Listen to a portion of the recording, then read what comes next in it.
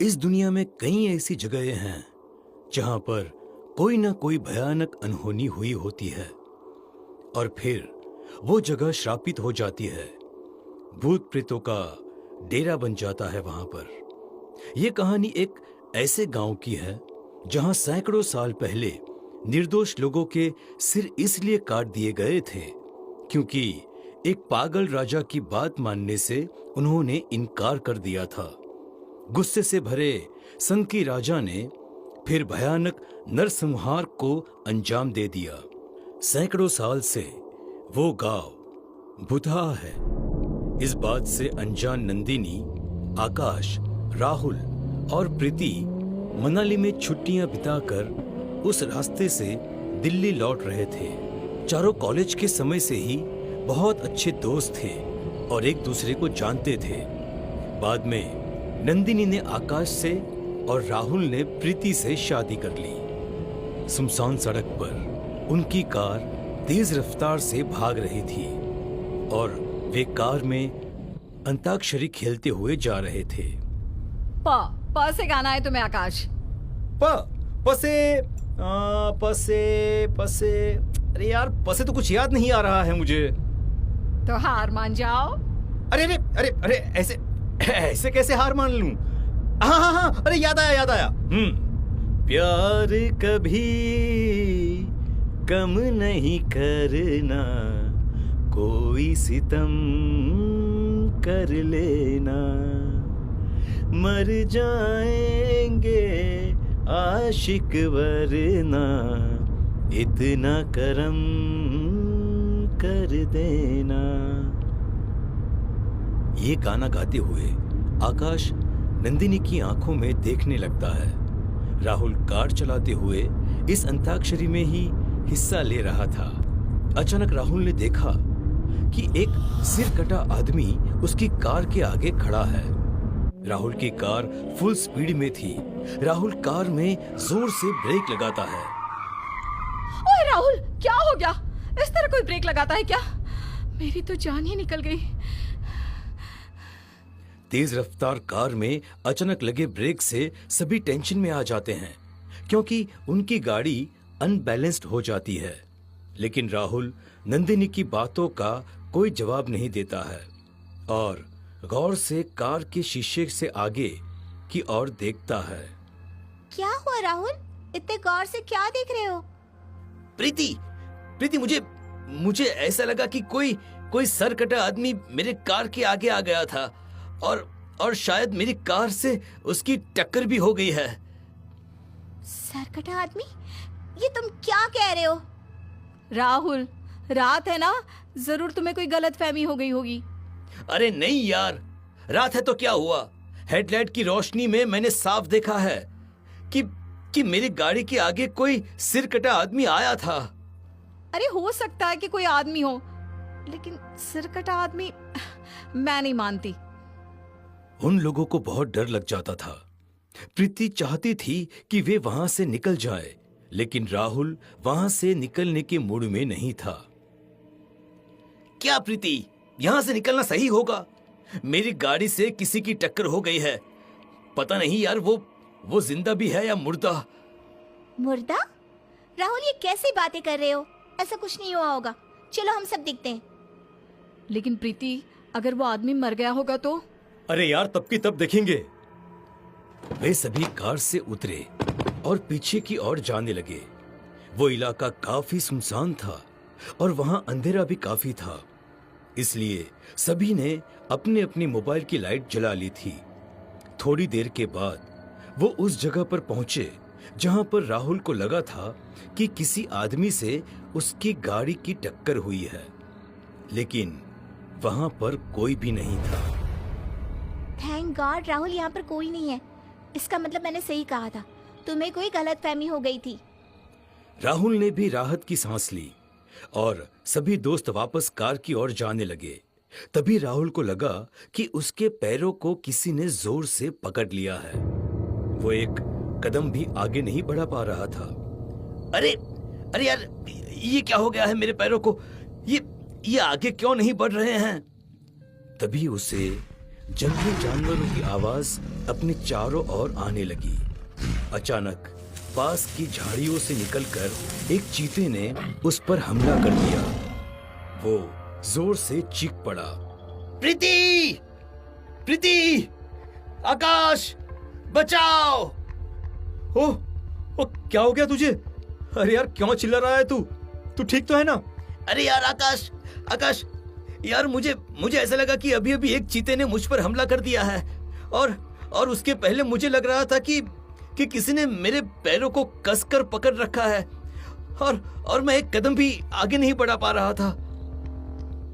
राहुल को कुछ भी समझ में नहीं आ रहा था कि आखिर उसके साथ ये सब क्या हो रहा है, क्योंकि वो तो बिल्कुल ठीक ठाक था। किसी चित्ते ने उस पर हमला नहीं किया था। ये तुझे क्या हो गया है यार राहुल?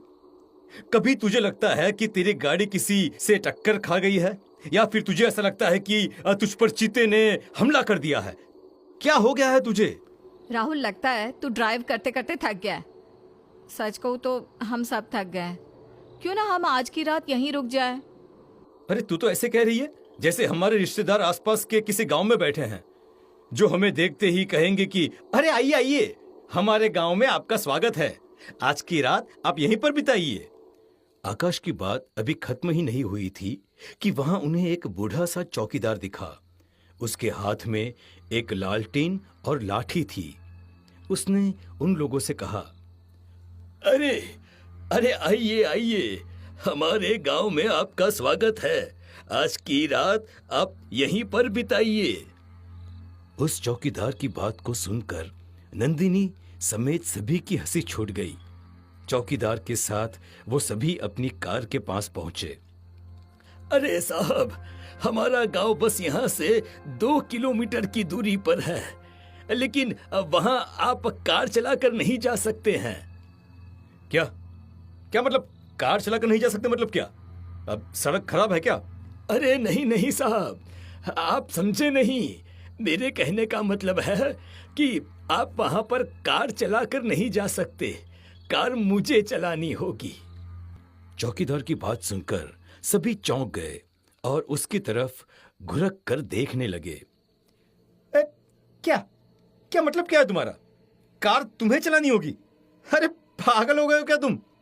पागल मैं नहीं, पागल तुम लोग हो जो यहाँ पर आ गए हो। अब मैं जो कहता हूँ वो सुनो, नहीं तो बहुत बुरा होगा। आकाश, लगता है कोई गाड़ी चोर गिरोह का सदस्य है। होना हो इसके साथी भी यहीं कहीं छिपे होंगे। चलो चलो यार, यहाँ से निकलते हैं, चलो। उसकी बात सुनकर राहुल ने उस बूढ़े चौकीदार को धक्का दे दिया और सभी लोग कार में बैठने लगे। लेकिन ये क्या, वो बूढ़ा चौकीदार तो पहले से ही कार की ड्राइविंग सीट पर बैठा हुआ था।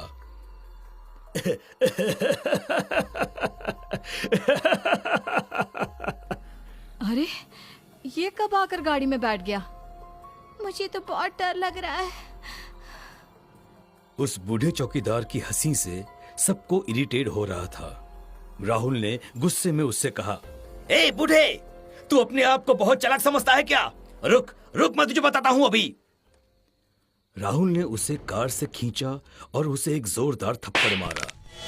लेकिन ये क्या, उसके थप्पड़ मारते ही उस चौकीदार का सिर धड़ से अलग हो गया और उसका सिर पास के पेड़ के ऊपर जाकर टंग गया। उस सिर कटे चौकीदार को देखकर सभी के हाथ पांव फूल गए थे। राहुल, लगता है ये कोई भूत है। भागो भागो यहाँ से। वे सभी वहां से भागने लगे। सिर कटा चौकीदार भी उनके पीछे पीछे भागने लगा। भागते भागते वो एक गांव के पास पहुंचे। उस गांव का नाम था सिरकटापुर। ये कैसा नाम है, सिरकटापुर? अरे अरे, नाम से क्या लेना है? अभी अभी अपनी जान बचानी है हमें, चलो। चारों दोस्त उस गांव में प्रवेश कर जाते हैं। उस गांव में मरघट सा सन्नाटा फैला हुआ था। उन्होंने एक घर का दरवाजा खटखटाया। अरे भाई, अरे कोई है क्या? है क्या कोई यहाँ पर? अरे कोई दरवाजा खोलो भाई। सभी लोग दरवाजा खटखटाते रहे, लेकिन किसी ने भी दरवाजा नहीं खोला। उसके बाद वो दूसरे घर का दरवाजा पीटने लगे, लेकिन उस घर का भी दरवाजा किसी ने भी नहीं खोला। यार, ये अजीब गांव है। किस तरह से सोते हैं यहाँ के लोग? इतनी देर से दरवाजा पीट रहे हैं लेकिन कोई दरवाजा खोल ही नहीं रहा। उन्होंने और भी कुछ घरों के दरवाजे खटखटाए, लेकिन किसी ने भी दरवाजा नहीं खोला। वे सब बहुत परेशान हो गए थे। तभी प्रीति की नजर उस सिर कटे चौकीदार पर गई जो उनकी तरफ ही आ रहा था। राहुल, राहुल, वो सिर कटा चौकीदार यहाँ भी आ गया। वो देखो, वो हमारी ओर ही आ रहा है।